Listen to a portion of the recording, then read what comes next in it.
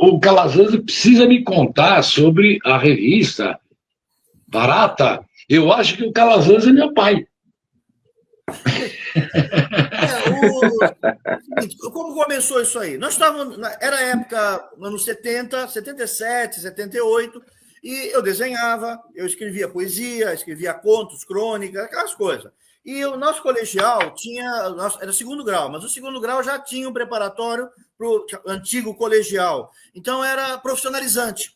Então você tinha tradutor e intérprete, que era humanas, você tinha laboratório de análises clínicas, que era biomédicas, e você tinha o pessoal de desenho técnico, que seriam exatas. Então, você já dividia e tinha cargas horárias maiores desde a sexta série, sétima série. É um sistema de ensino que é o antigo, do século XX. Né? O pessoal de hoje não sabe nem o que a gente está falando. Mas era um segundo grau profissionalizante que já começava antes. Então, em 77, eu estava na classe e era uma classe que tinha de humanas, então tinha mais menina do que menino. Lógico, os caras iam para exatas, alguns para biomédicas, e humanas atraía mais a mulherada. Então tinha muitas mulheres, eram 20 e poucas mulheres e 2 caras, eu e o Alexandre, um outro cara. Aí é o seguinte, um dia, uma barata apareceu naquelas cascudas grandes, correndo por dentro da sala. E imagina a mulherada. E aí foi o seguinte, a barata sumiu. É lógico, a barata desapareceu magicamente, como costuma ser. E aí a mulherada começou a ficar histérica. Como costuma ser. Adolescente. E outra coisa, o colégio tinha uniforme, era saia. Elas tinham aquela meia branca e saia. Então, toda hora algumas se mexiam e diziam, a barata está aqui. Toda hora, e aquelas baratas grandonas. E eu achei interessante como na mente delas tinha esse pânico, cada uma se achava a vítima da barata. Aí eu desenhei a barata com o uniforme do colégio, sem as calças, sem a calça do colégio, como um Mickey, como um Crumb, né? Desenhei a barata usando o símbolo do colégio, Oswaldo Cruz era o nome do colégio, e isso teve muita repercussão, o pessoal adorou, foi comentado em outras classes, lógico, as baratas entraram lá, e o pessoal, a mulherada ficou louca, então todo mundo comentou.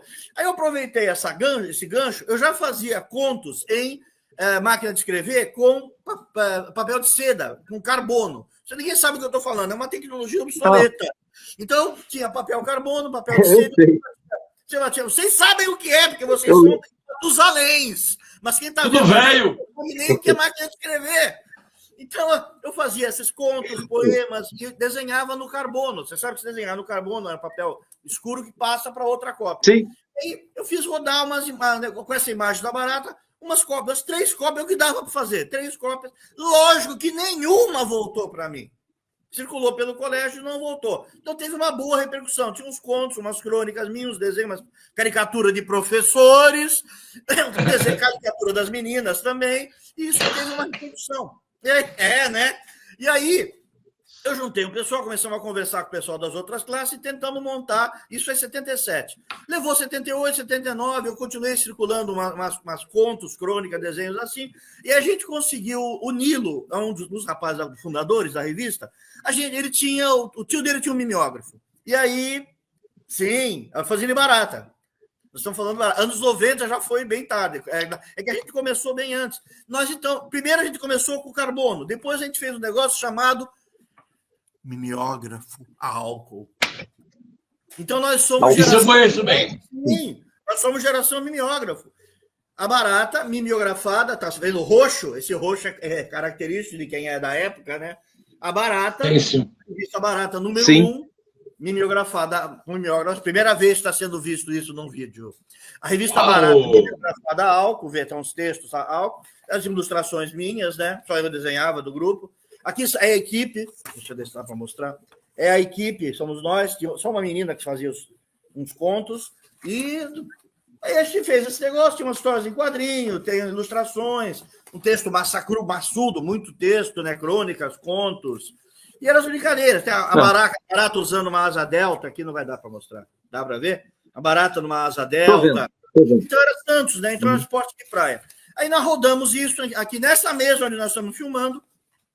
Íamos dando a volta na mesa, rodamos as páginas, depois íamos dando a volta na mesa. Cada um ia dando a volta, uma pilha de páginas, ia montando e ia grampeando. E aí uma quarta pessoa grampeando. Então esses caras todos montando. A gente levou, era 31 de outubro. A gente levou para vender no colégio, em algumas horas do intervalo, esgotou. Aí nós viemos correndo para casa naquela noite e fizemos a edição número 2. Deixa eu ver, aqui dá para ver que não tem, calma. Não tem nada escrito aqui, edição número 1, e essa aqui tem edição número 2. Não sei se vai aparecer, porque é tão velha, edição 2. Não, tá bem. Tá dando para ver, sim. Fizemos edição. Então, teve tanto sucesso que a gente fez uma segunda edição, compramos a resma de papel, corremos para fazer. Lógico, o mimeógrafo já estava dando o máximo, né? E aí, um tempo depois, a gente fez isso, girando com a mão. Aí, um tempo depois, a gente fez o segundo e eu inovei tecnologicamente e peguei mimeógrafo, matrizes coloridas. O verde eu não sabia que sumia. Então, fizemos a capa do Barata 2, a caricatura da equipe, do pessoal, nós próprios, né? E aí, deixa eu ver se eu consigo achar uma colorida aqui. Aqui dá para ver, mas não vai dar para ver direito porque o verde sumiu. Eu usava vários stencils de cores diferentes, então eu conseguia fazer vermelho, roxo, preto e verde. O sofá onde ele está deitado é verde. Muito legal isso. O verde sumiu. Então, inventamos uma técnica de fazer uma matriz colorida e fazer o mimeógrafo colorido. Eu acho que isso deu um escândalo, porque nenhuma professora que trabalha com mimeógrafo tinha pensado nisso. Não sei por quê. E aí, aí foi um sucesso, lógico, vendeu muito. E aí a gente entrou na faculdade. Na faculdade tinha uma máquina, a faculdade de comunicação tinha uma máquina de offset eletrostático, que é um pouquinho mais sofisticada, só que o cara lava a matriz e faz outra, então não daria para ter uma segunda edição. Fizemos um outro número da Barata, as caras das pessoas aqui, só que a essa altura cada um já está numa faculdade diferente. E o desenho da Barata que eu tinha mostrado, e contos, a letrinha ilegível, pequenininha, né? Quadrinhos, aqui somos nós, a Ordem dos Baratas. Aqui eu ia falar que existe uma... Vê que ele tá... Tem um cara medieval aqui, deixa eu ver se aparece, com o escudo. Eu até desenhei o escudo. A Ordem dos Baratas, existe em heráldica esse símbolo português, que são três luvas de mão direita. Eu desenhei para ver se dá para vocês verem aí, né? Que aparece aqui no Cavaleiro. E aí estão as histórias. Nós, como cavaleiros medievais, meio Monty Python. Bem Monty Python. E aí depois teve um de nós, que é o Cavaleiro dos Espelhos. Eu acabei fazendo uma série de histórias com ele, que não vou dizer quem é a pessoa, mas é um dos fundadores, né? E aí nós fomos fazendo essas histórias de quadrinho. Quase todas são desenhadas por mim. E dessa Barata a gente fez, então vamos correr. Eu fiz depois uma tentativa de aqui até pois a quarta capa é a Barata primeira, né? A primeira Barata. Aí fizemos a poesia Barata, só com poemas. Depois a Barata Sexta Vez, que já é cooperativa. Aqui entramos, já era desde o começo, aqui a gente não sabia que era uma cooperativa, nós fomos percebendo que era um mutirão. Então cada um pagava o equivalente a 2 pizzas e publicava a sua cota, seja uma página, seja 4, era uma espécie de mutirão. De cooperativa mesmo. Aí, às vezes, alguém reclamava, mas eu só tenho um poema de uma página. Como que eu vou pagar igual o cara que tem 4 páginas de quadrinho? Aí, o que acontecia, a gente dizia, quem paga a capa? Quem paga a sessão de cartas? Quem paga o correio para enviar para as outras revistas? Então, a gente fazia o cara entender que a Barata comendo o texto, né? Fazia a pessoa entender que era uma cooperativa de conjunto de todos. Então, e as histórias de quadrinhos, poemas, tal. Tinha muito haikai, aquele 575, haikai bem japonês mesmo. Outro número da Barata. Repara que a capa uma capa é verde, uma capa é branca, essa é azul, a outra é amarela, porque era o papel Super Bond, eram os papéis coloridos que tinha. Aqui o Paulo Pita, da Faculdade de Arquitetura, fez um jogo da Vega brincando no espaço, entre as X bolinhas, voando no espaço. Eu achei que ficou muito bonito para a quarta capa, né? Então tinha pessoal da arquitetura, da letras, da direito, da filosofia, tal. Tinha mulher pelada, essas coisas, né? Então a gente fazia revista e vendia em cooperativa. Como é que a gente... Vamos, rapidamente, só para vocês verem, tem um monte, um Escher na capa, especial de Natal. Esse é vermelho, mas não está aparecendo que é vermelho aí. É a cor de rosa. Como é cooperativa, era votado. E aí, na votação, você sabe como é democracia. Então, votaram que ia ter um número só de quadrinhos, quando tinha vários quadrinistas, e decidiram, com o meu voto vencido, ser número 0. Cadê o número 0? Aqui, número 0. Aí eu falei... Sim. Não é? E aí, fazer o quê, né? Aí fizeram a Barata 0. Aí eu diria, vai tomar no cu. votação. Aí votaram, eu fui voto vencido. Então, eu disse, não façam isso aí pode ser um número especial de quadrinho número 12 e tal. Não! É 0. Tá aí. Bom, barata 10, com um desenho de uma barata como Haikai, como Geisha, roteiro do Fernando Feijó, eu fiz muito roteiro de várias pessoas, uma barata 11, sobre a caça às baleias, era a época de 1990, que o pessoal falou de 90, essa já é anos 90, que é sobre a caça às baleias, tem uma orca na capa. Aí, essa barata tinha letras em dourados, que eu desenhei em cada uma, e plastificamos a capa, que era um almanaque de aniversário de não sei quantos anos, e eu adaptei a Kafka, a Metamorfose. Então, eu adaptei a Metamorfose em tirinhas para fazer... Se você acordasse transformado numa barata. E aí fizemos uma história em quadrinho em tirinhas, a história do Kafka, adaptada. Aí, barata 13, aí nós conseguimos já fazer umas brincadeiras com a tecnologia de passar duas matrizes, né, para fazer 2 cores. Aqui uma barata sobre fadas e faunos e sátiros. Barata 79,91, barata 79,92, Henry Appelt na capa, barata 17, com um desenho de arquitetura meu no fundo, outro com histórias de fadas. Eu estou só mostrando, adaptando Frankenstein de Mary Shelley, 3 adaptações de autores diferentes, brincando com a história do Frankenstein, uma barata sobre fadas e sereias, mais sobre sereias, e assim vai. Estou mostrando só para você ver que teve muito aqui, o Laudo, desenha a capa do Laudo, com uma história do Laudo dentro, capa do Alexandre Barbosa, com Alexandre, capa da Erika Saeki, mangá feminismo, aquele grupo das 24 do Japão de mangá. Aqui uma história minha sobre o Curupira, tem um pênis na capa, então não pode mostrar. E assim vai, capa branca. Estou só mostrando que foram várias, essa capa em silkscreen, experiência de silkscreen, nós estamos brincando com o que tinha, Pazuzu, e assim vai. E aí, como é que a gente fazia? Deixa eu ver se eu acho o papel agora que vão ser elas. Era o seguinte, como que a gente fazia o lançamento disso nas faculdades? A gente fazia uma pergunta, Calazão. Só uma pergunta. Só uma pergunta. Quantos números no total, você lembra? Quantos números no total? Quantas edições da barata no total? Tinha ano que saía 3, tinha ano que saía 1. Tá. Então eu calculo 20 alguma coisa. O tempo que durou, 20 anos. Foram 20 anos de publicação. Nos últimos 3 ou 4 anos, eu estava mais na base da administração, fazia uma história ou outra, mas eu achava que já não tinha mais a ver. Porque é o seguinte, a troca de cartas era intensa, era muito intensa. Então tinha o pessoal da Maturi, tinha o pessoal da Prismart, tinha o pessoal do Rio Grande do Sul, o Henry Appelt, tinha de todo lado, vinha muito material. E vinha de fora, vinha de Espanha, de Portugal. O cara da Noruega traduzia a gente, pegava o dicionário e traduzia do português, você fica maluco. Então a gente trocava carta com todo mundo. Eu publiquei histórias em francês na França, em espanhol na Galícia e depois também em Barcelona. Eles pediam histórias, né? Cheguei a escrever as histórias nas línguas, eu sou tradutor intérprete, né? Então adaptava, elas corrigiam a tradução, o devolve, tudo por carta. Não existia Orkut ainda.